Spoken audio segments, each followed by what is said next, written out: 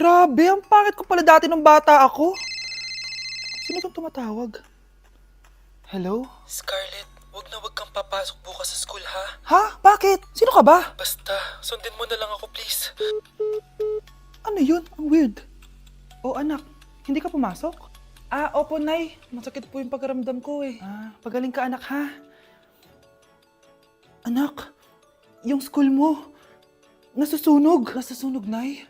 Totoo nga yung sinasabi ng caller kanina. Grabe, buti na lang anak hindi ka pumasok sa school ngayon.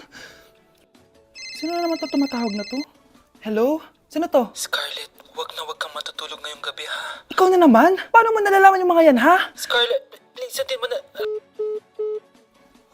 Anak, matutulog na ako ha? Ikaw din, huwag ka na magpuyat. Sige po, Nay. Tatapusin ko lang po itong pinapanood ko. Kung hindi ako matutulog, ano namang gagawin ko buong gabi? Matutulog na lang ako. Baka niloloko lang ako ng caller na yun. Nay! Nay!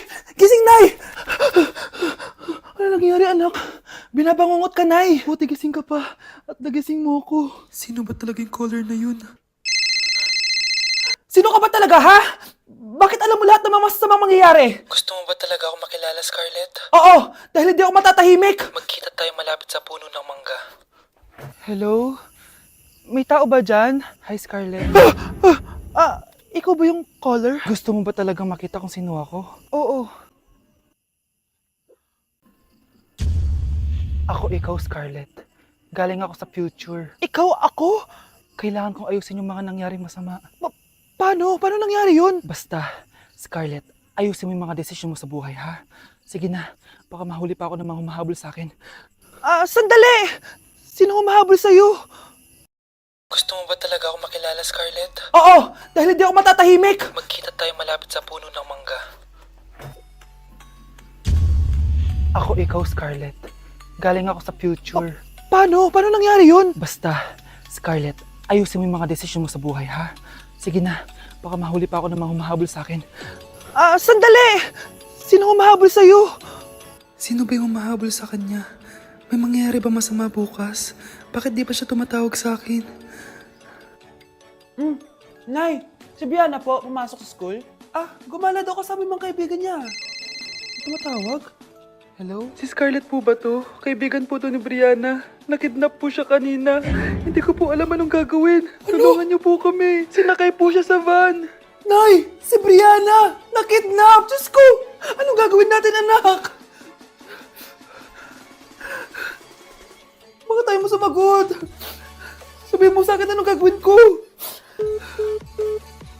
Nay! Nay!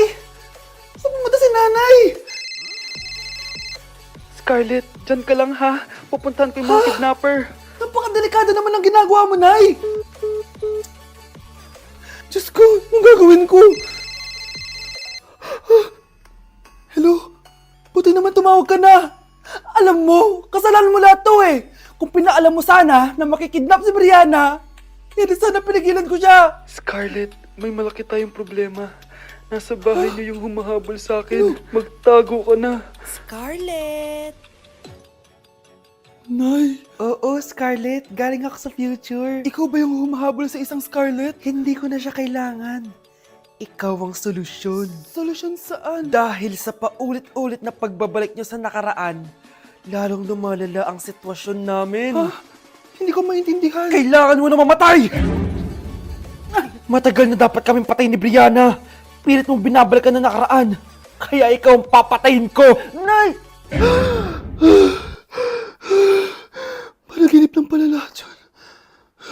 Oo anak, okay ka lang? Si ate kasi panay puyat kaya ganyan siya eh. Nay, Brianna, buhay kayo? Oo ate, buhay kami. Anak, sumama ka na sa amin. Sumama ka sa akin. Wow, gising na siya. Ang pala mo nandito sa bahay. Nay, wag ganyan please. Alam mo, bilib din ako sa'yo eh. Wala na nga tayong makain, nagpabuntis ka pa. Buti pa yung anak ni Rosa, pag-aaral ay natupag. Nakakawalang gana. Yan, umalis ka. Diyan ka magaling. Kasalanan mo to! Sinira mo yung future ko! Ate, please, tigilan mo yan. Walang kasalanan yung bata. Hindi! Dahil dito, galit sa akin si nanay. Kaya dapat mawala na to! Ate, wag! Ate! Anak, kain ka na. Oh. Nay, Sorry anak ha sa mga sinabi ko. Hayaan mo, babawi ako sa'yo ha. thank you, Nay. Nay, sumasakit yan ko. Nay. Oo, yung pinag-usapan natin ha. Hihintayin ko lang mga anak tong babaeng to. Pag nabigay ko na yung bata, ibigay mo na agad yung pera sa akin ha. Balak ibenta ni nanay yung anak ko. O anak, okay ka lang? Walang iya ka, Nay! Ang sama mo! Akala ko, totoo nagbago ka na. Pera pa rin pala yung nasa utak mo. Abay, bakit? Wala ka nang pakinabang dito. At least yung anak mo, mapapakinabangan ko. Wala ka namang papakain dyan eh. Napakasama mo! Lalayas na ako sa impyernong to! Sige, lumayas ka! Sino tinakot mo? Tignan natin kung saan ka pupulutin. Hello, Bes. Hello, Bes! Kilala mo ba si Edward? Oo, Bes. Siya yung ama ng dinadala ko. Mayaman pala sila, Bes. Gusto kanyang makita kasi gusto niyang panagutan yung baby mo. Talaga? Oo, Bes! Ito na yun, Bes. Bes, hindi mo na kailangan magtiis na nanay mo. Hindi pwedeng anak ko lang ang makikinabang sa yaman ng lalaking yun. Dapat ako din. Wow, Edward. Ang ganda naman ng bahay mo. Simula ngayon, Scarlett. Dito ka natitira, ha? Masanay ka na. Matanong ko lang, bakit pala gusto mo akong panagutan? Di ba iniwan mo na ako? Scarlett, hindi naman talaga kita iniwan. Alam mong, kinailangan ko lang sumama ng matagal sa ibang bansa. Kasama yung mga magulang ko. Ang importante, nandito na ako, Scarlett. Bubuo na tayo ng pamilya. Ang sarap naman pakinggan nun. Oh, Scarlett, bakit? Ang sakit ng tiyan ko! Ha? Teka lang, tatawag ako ng nurse, ha? Diyan ka lang. Edward. Buti na lang dumating ka, tita. Ako, Edward, salamat sa pera, ha? Makakasiguro kang kay Scarlett Lato mapupunta. Bakit nandito yung babaeng yan, ha? Paalisin niyo yan! Ha? Anong nangyayari? Scarlett? Anak, di mo ba kilala? Nanay mo ko. Hayaan mo, baka dala lang ng pagbubuntis niya. Tawag lang po ako ng nurse, ha? Scarlett, dyan ka lang, ha? Edward, wag mo kang iwan, please! Wag mo kang iwan dito sa babaeng to! Akala mo ba makakatakas ka sa akin? Binigyan ako ng malaking pera ni Edward, oh. Nakuha ko ng gusto ko. Ngayon, pwede ka na mawala. Nay, wag po, please. Scarlett, pigilan niyo babaeng yan! Brianna? Tita, anong ginagawa niyo kay Scarlett, ha? Wala. Ina-adjust ko lang yung unan niya. Napakasama mo, tita. Sariling anak mo, papatayin mo. May ipapakulong ako dito. Ano? Kulong! Edward, nakatakas siya! Scarlett, hayaan mo na siya. Hindi ka na niya pwedeng saktan, ha? Paano yung pera? Buti na nakatakas ako. At least may cheque naman ako. Nasaan na yun? Nasaan na yung cheque? Ito, oh. Naiwan niya. Thank you, Edward. Masaya ako para sa inyo, ate. Scarlett, Brianna, hanggat nandito ako, poprotektahan ko kayong dalawa. Baby, away tayo. O ano anak, puro bebe time na lang? Di ba may exam ka pa bukas? Opo, Nay. Try mo kaya mag-review para di ka puro bagsak. Diyos ko. Sige, Nay. Challenge accepted. Makaka-perfect ako sa exam bukas. Sino nagsabing hindi ko kaya mag-review? Baka Scarlett to. Ba't tumatawag na to? Oh, bakit, Bes? Nag-review ako. Te, may bago akong chika. Importante ba yan? Importante. So, eto na nga. Go, Te! Spill the tea! Ano nangyari? 1 hour later. O siya, sige na, Te. Mag-review na talaga ako. Storbo. Saan na ba ako? X, Y... Hala, break na sila. Ano nangyari? 1 hour later. Mag-review na nga ako.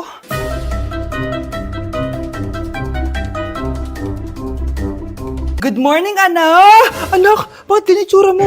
Hanay, nag-review ako buong gabi. Akala ko puro numbers lang yung math. Bakit may X and Y? Go na, anak! Islay mo na yung exam mo. Good morning, class. Ready na ba kayo mag-exam? Sure nang makaka-perfect ako kasi nag-review ako. First question. Kung 5 ang kinain na pizza ni Maria at 2 ang sapatos ni Cardo, gaano kalayo ang Earth sa black hole?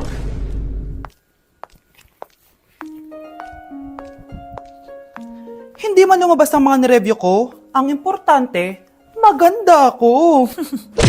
Grabe ka talaga, anak. Best CEO Award. Deserve mo talaga yun. Thank you, Nay. Grabe ka na talaga, anak. Iba ka na. Oh, tara na. Naghihintay na yung mansion mo.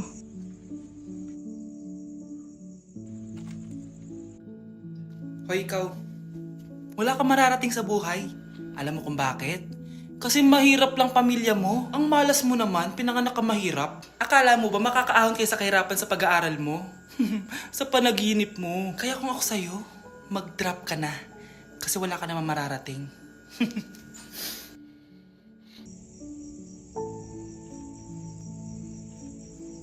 Tara na, Nay. Baklo, i-review mo naman ako. What? Review ka pa? Tapos mamaya, mangongopya ka naman sa akin. Sige na, baklo, reviewin mo na ako. Para namang ano to? Huwag na tayo maglokohan dito, te. Ha? Tigilan mo ako. Hi, Bes! Bes, ikaw na lang mag-review sa akin. Sige na, te. Eh, Memi ka bakla, hindi ka naman nagaganyan. Parang di kita nire-review dati, ah. Ako kasi, te, nagre-review talaga ako, pero ikaw hindi. Leche ka. Tara na nga, Bes. Mag-review tayo to. Mga pangit. Naku, taas na naman ang kuryente natin. Sino ba kasing aircon na aircon dyan? Si ate, buong araw nag-aircon. Wow ah, kala mo di nakiki-aircon. Anay, kailangan ko na daw po magbayad ng tuition para makapag-exam ako. Ha? Bayarin na naman? Sige anak. Nay, due date na pala ng internet natin. Baka maputulan tayo. Oh, isa pa yan. Naku, sabay-sabay na. Oh, wala na naman pala naman to ref natin. Naku, kailangan na natin mag-grocery. Nay, nagpadala na daw si tatay. Ay, buti naman. Umulan pa, patay! Paano kaya ako pupunta sa remittance center neto? Ano ka ba, Nay? Nagpadala si tatay via GCash at may bonus credits pa. Wow, high-tech na pala, anak. Eh, paano yung mga bills natin? Pwede din yan sa GCash, Nay. Ayan, kaka-cellphone mo yan. Ay, mali. Kaka-GCash mo yan. Kaya magpadala na sa GCash dahil diretso sa GCash wallet mo ang remittances abroad. Hindi ka nalalabas ng bahay dahil hassle-free at 24/7 tong available. At wala tong transfer fee sa mga verified users. Grabe anak, ang bilis na pala ngayon. O diba, Nay? Kaya mo? I-Gcash mo! Iba na talaga ngayon, no? Nung panahon namin, ang layo pa na pinupuntahan namin para makapagpadala. Hulaan ko, Nay, tumatawid pa kayo ng bundok at ilog, no?